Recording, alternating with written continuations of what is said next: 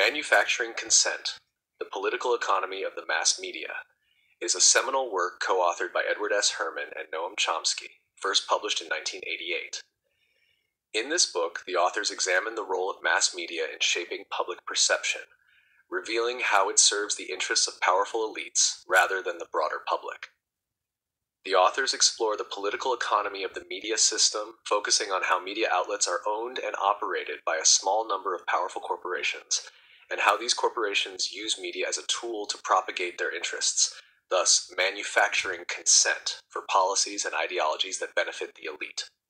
The propaganda model.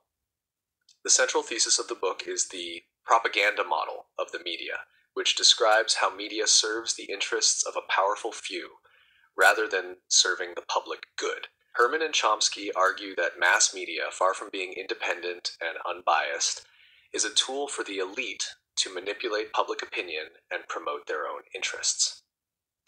The authors detail how media ownership is concentrated in the hands of a few corporations, which shape the news and information presented to the public. They suggest that these corporations control what is considered newsworthy, often shaping it to suit their political and economic interests. The propaganda model consists of 5 filters that determine the flow of information. 1.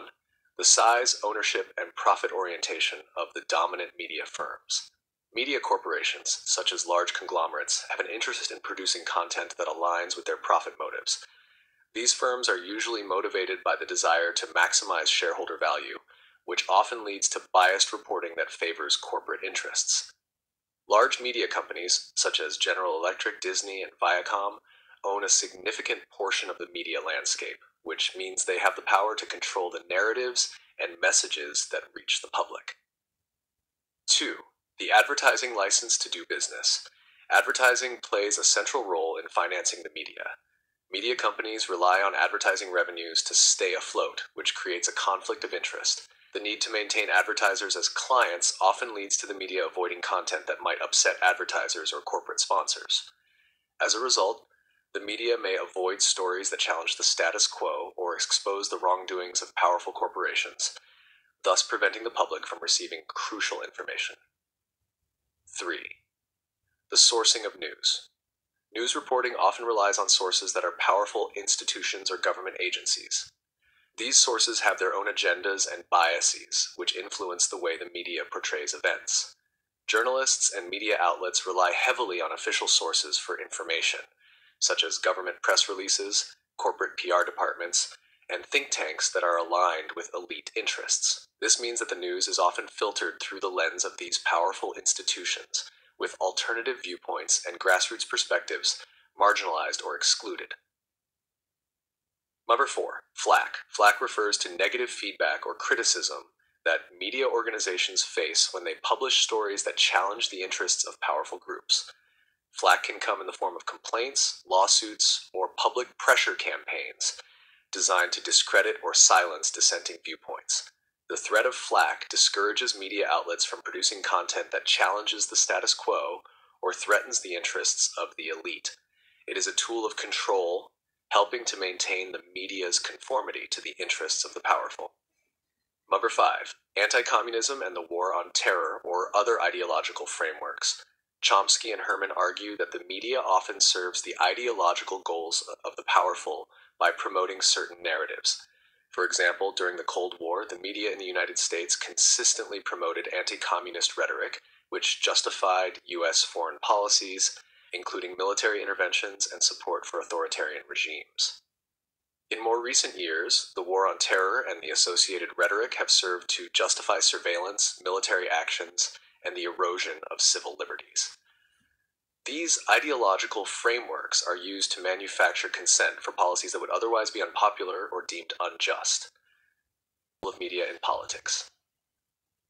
Chomsky and Herman argue that media plays a key role in the political system, particularly in democracies. They suggest that the role of the media in democratic societies is often misunderstood. While it is supposed to serve as a check on power, in reality it is more likely to support and reinforce the power structures that already exist. Media outlets, rather than providing independent analysis or holding power to account,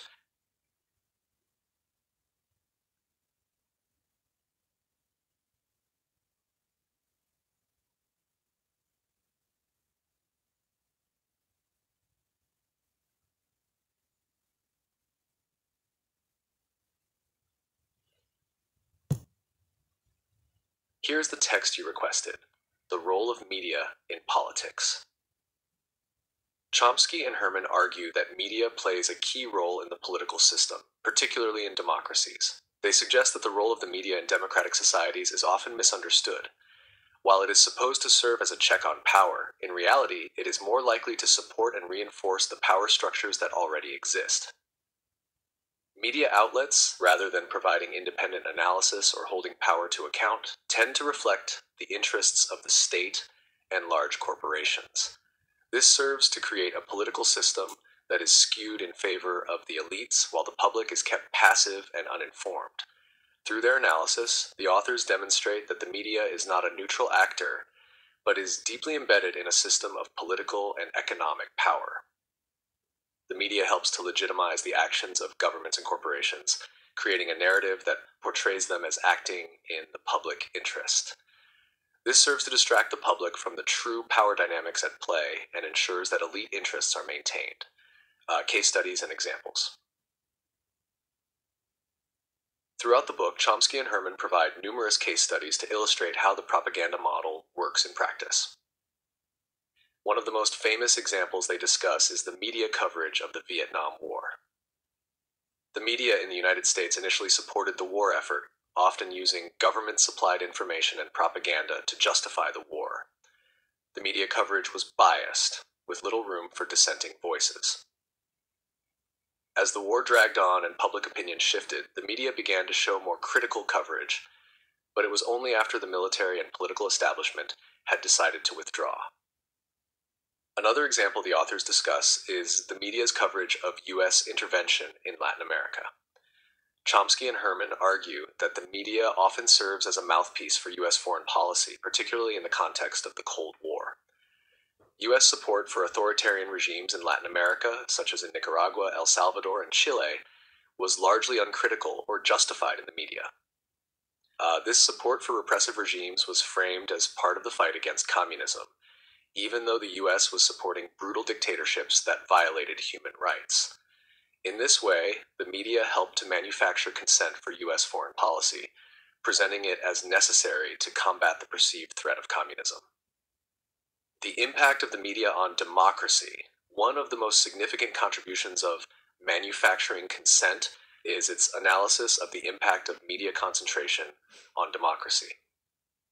The authors argue that as media ownership becomes increasingly concentrated, the ability of the public to engage in meaningful political discourse diminishes.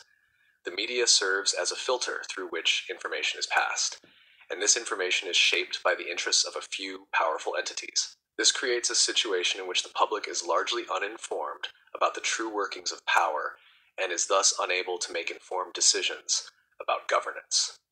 The book challenges the assumption that a free press inherently leads to a healthy democracy. Instead, Chomsky and Herman suggest that media, in its current form, is a key mechanism through which elites maintain control over the political system.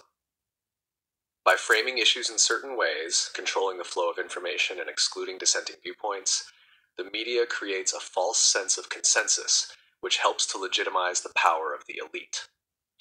Manufacturing consent remains one of the most influential critiques of the mass media. Applying the propaganda model, Chomsky and Herman offer a thorough examination of how media functions within a capitalist, corporate-driven society. They demonstrate that rather than serving the public interest, the media is primarily a tool for the powerful to shape public opinion, manufacture consent, and protect their interests. While the book was published decades ago, its analysis remains relevant today. With the consolidation of media ownership in the hands of a few multinational corporations, the proliferation of social media, and the increasing influence of corporate-sponsored content, the central themes of manufacturing consent continue to resonate. The book offers a sobering reminder of the power of the media to influence public perception and the need for greater awareness and scrutiny of the forces that shape our understanding of the world.